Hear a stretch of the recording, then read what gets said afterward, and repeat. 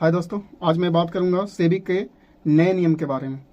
सेबी एक नए नियम लाने की तैयारी में लगा हुआ है और ये नए नियम ये है कि अगर आपको एफएनओ में ट्रेडिंग करना है तो आपको टेस्ट देना पड़ेगा। समझे ना? आपको टेस्ट या एग्ज़ाम दे करके आपको उस फेज से गुजरना पड़ेगा, तब आप एफएनओ में ट्रेडिंग कर पाएंगे। और इसके ये इसलिए किया गया है कि सेबी ये जानना चाहता है कि आप एफएनओ के लिए फाइनेंशियल तौर पर या एजुकेशन तौर पर आप उसके लायक हैं या नहीं, आप उसके काबिल हैं या नहीं। इसलिए वो ये नियम की ओर अपना कदम बढ़ाया है। तो सेबी के आप देख ही रहे हैं कि कुछ दिनों से पहले, तो अगर शुरू से देखा जाए तो सेबी सबसे पहले मार्जिन पहले इतना प्रोवाइड किया जाता था, तो मार्जिन का रिक्वायरमेंट हटा दिया। समझे ना? कि आप मार्जिन नहीं ले सकते हैं। पहले आप अगर इससे पहले देखा जाए, सबसे पहले देखा जाए तो आप ऑप्शन सेलिंग आप 10,000 रुपया में कर सकते थे मार्जिन लेकर के। तो सबसे पहले वो सब चीज़ हटा दिया गया है। समझे ना? उसके बाद फिर सेबी ऑप्शन सेलिंग के अंदर मार्जिन हटाने के बाद फिर अनेकों एक्सपायरियाँ लाया। समझे ना? अब देखिए ना, जैसे फाइनेंस निफ्टी हो गया, बैंक निफ्टी हो गया और मिड कैप निफ्टी हो गया, बैंकेक्स हो गया, सेंसेक्स हो गया, ये सब के अप्रूवल देने वाला कौन है?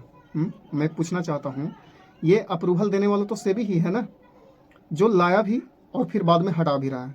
चलो ठीक है, मानते हैं, ठीक है, हटाया।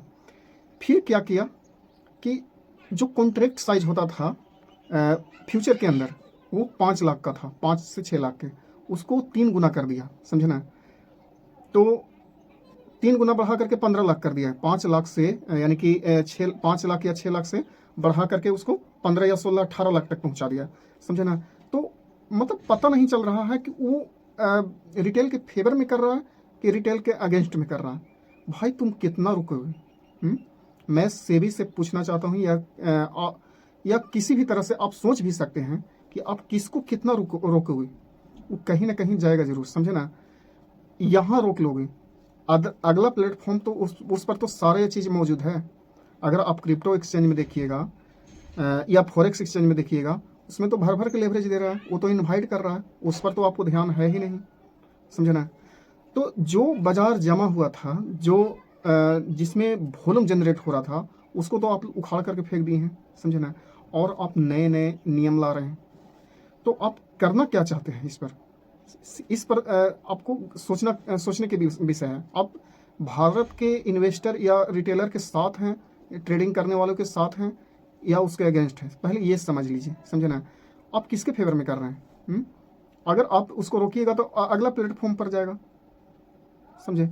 तो कॉन्ट्रैक्ट साइज भी बढ़ा दिए, और बढ़ा करके क्या परिणाम मिला आप देखिए। बाजार में वॉल्यूम सीधे 1/3 आ गया है। समझे ना? आधा से भी कम वॉल्यूम हो गया है।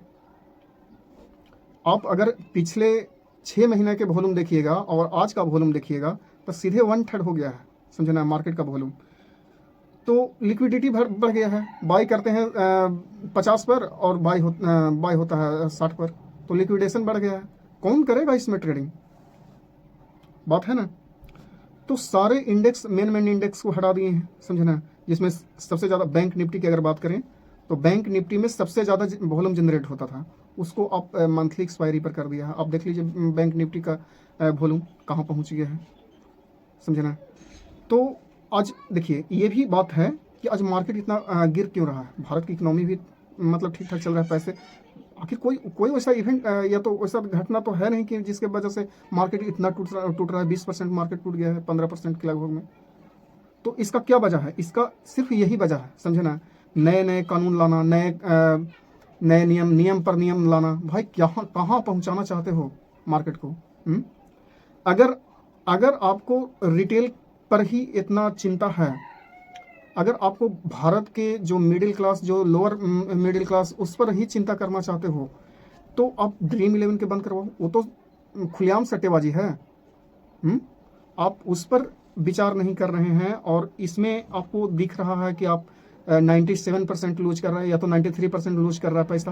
भाई कौन सा ऐसा बिजनेस है जो जिसमें 50%, 100%, 100% चांस रहता है जीतने का? 50% भी नहीं है, समझे ना। कोई भी ऐसा बिजनेस नहीं है जिसमें मतलब सक्सेस रेट 50% भी है।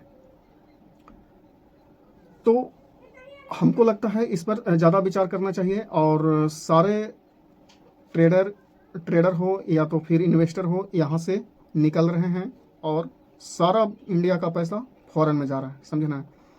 क्योंकि जो आप पहले देते थे वही चीज़ हटा दिए हैं और वो अगला दे रहा है, भर भर के जा रहे हैं, वहाँ पर भर भर के ट्रेडिंग हो रहा है, उस पर आपका नज़र नहीं है। वहाँ भी भारत के पैसा जा रहा है, यहाँ से सबसे ज़्यादा वहाँ पर पैसा जा रहा है भाई, समझे ना। तो इस बात को आपको गंभीर से सोचना चाहिए और इस पर नियम लाना चाहिए, ना कि आप जो जमे हुए बाजार है, जो जिसमें भारत के लोग पैसा कमा रहे हैं। भाई देखिए, कौन पैसा नहीं कमा रहा? हुँ? पैसा वो लोग नहीं कमा रहा है जिसको एजुकेशन नहीं है, समझे ना, जिसको नॉलेज नहीं है, जो सट्टेबाजी खेलने आ रहा है यहाँ पर, समझे ना, जो होप में आ रहा है, समझे ना, वो तो लूज करेगा ही। वो आप मना कर दीजिए उन लोग की, वो कहीं ना कहीं जा करके वो अपना पैसा लूज करेगा ही करेगा, समझे ना। तो अब ये भी देख सकते हैं, इससे पहले अगर सेबी के चेयरमैन माधवी बुच के बारे में जो भी नाम है उनका, शायद माधवी बुच ही नाम है उनका, आप देख लीजिए, उन पर भी मतलब केस चल रहा है, समझे ना। तो भाई जो सिस्टम में बैठा हुआ है वही आदमी ठीक नहीं है, वही आदमी मार्केट को ख़राब करने पर पड़ा हुआ था, समझे ना, और ख़राब कर दिया, समझे ना। क्या मिला? भाई वॉल्यूम, आखिर जो मार्केट है वो भारत को रिप्रेजेंट करता है। अगर मार्केट बढ़ेगा तो सारे लोग के फायदा होगा, समझे ना। तो हमको कहना यही है कि आप सबसे पहले जिसको देखना चाहिए, जिस पर विषय करना चाहिए, उस पर आप विचार कीजिए और इसके सारे नियम वापस लाना चाहिए, समझना। जो भी नियम हटाया गया है, अगर आपको ज़्यादा चिंता है तो फिर सेलिंग में तो कम रिस्क है, आप उसको मार्जिन देना शुरू कर दीजिए, ताकि रिटेल इन्वेस्टर भी उसमें मतलब पैसा बना सके सेल करके। तो आप तो वो कर नहीं सकते हैं, समझना, क्योंकि आपको पता नहीं है कि आप रिटेल के फेवर में हैं कि अगेंस्ट में हैं। तो आज की वीडियो यहीं तक समाप्त होता है। आप ज़्यादा से ज़्यादा इसको आगे बढ़ाएं ताकि लोगों को समझ में आए, और जहाँ तक कि जो दिखे उसको समझ में आए कि असल में चल क्या रहा है। तो आज के लिए थैंक्स।